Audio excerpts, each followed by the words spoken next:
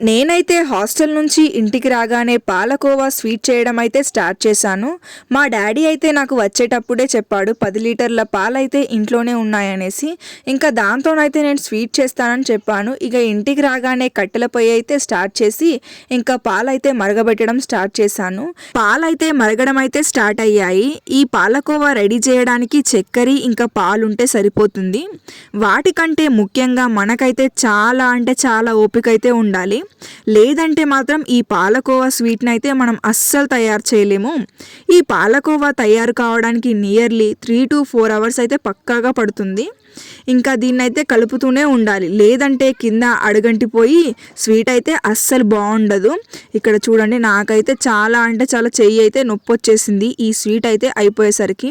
ఫైనల్గా అయితే ఒక 5 అవర్స్ తర్వాతనైతే స్వీట్ అయితే అయ్యింది. ఫైనల్గా పాలకోవా అయితే చాలా అంటే చాలా బాగుంది.